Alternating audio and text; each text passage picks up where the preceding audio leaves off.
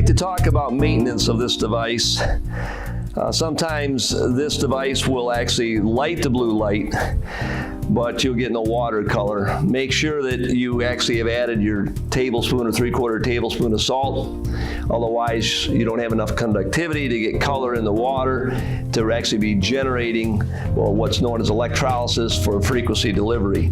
Now, another mistake people make is they'll accidentally drop this in the water, and it is salt water, and within 3 days, this will actually rust right in here. Do you see the rust? Hopefully you can see that. See that orange? So this actually, it will run for a few days, maybe even a week or two, but you'll start getting what we call voltage but no current, meaning it's enough to light the lighting, but you won't get anything going on in the water. So if this gets wet and it fails, that jack would have to be replaced. And if that happens to you, we can do that for you here. You'd have to ship it back, pay shipping both ways, and then pay us to put the fitting on. So don't drop this in the water. What I do is I put this in my pocket after I unplug this from an F-122. I put this in my pocket, so while I'm peeing out this device, the water out of it, then this doesn't fall in the water, because I have dropped these in the water myself.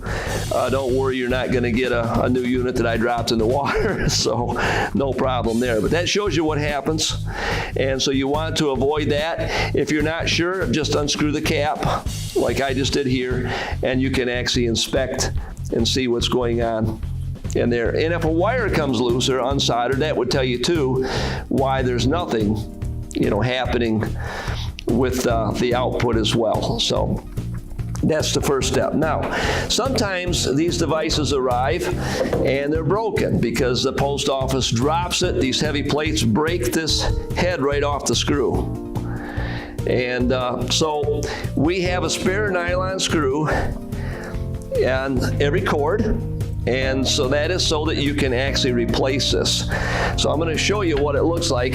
If they're broken, you'll see the head is gone, and you'll hear the plates jiggling inside. And you don't want to run them this way, but the repair is simple. You just remove these 4 screws. So I'm going to do that here.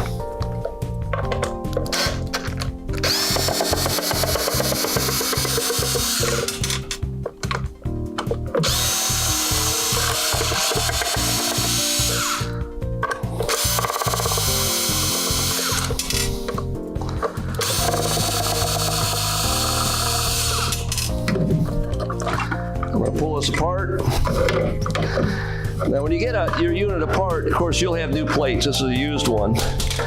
You'll just want to remove this material and the screw. Just remove that. This is silicone. We put this on to try to secure the thing for shipping. You don't need that. Same way in the bottom, you'll find some silicone here. Don't need it. All right, so I've got a spacer, which I just dropped on the floor. I'm going to pick that up again. And then I've got the 2 plates. So I've got to get the screw through the floor, through the spacer, through the top plate. So hang on a minute here. And what I'm going to do next, I'm going to basically cut this spare screw off the cord.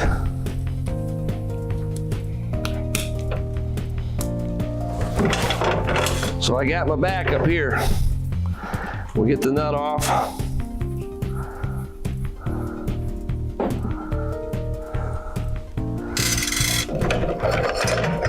Okay, here's the floor of the unit right here. So this goes through the floor. So I got a fresh one in. You see that hole? That extra hole? That's for the bottom plate. And you'll see the bottom plate right here. It's got to line up with that hole. So I'm just going to basically, put it in there. I'm going to get that little nipple through there. The new ones are black. This has an old red one on it. And then I'm going to take my spacer, lay it in here like this. And then I'm going to put the top plate on like this. And then I'm going to take my nut, and all you do is hand tighten these.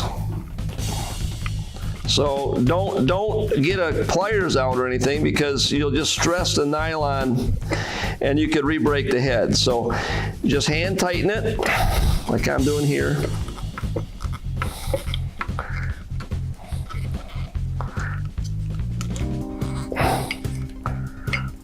There you go. Get a little more on there. I can still tighten a little more. Looks good. And then at this point, we have the top here to put back on, but we have to get the back on as well. So my back slides up the cord. Move this good one backwards. We'll slide the back in.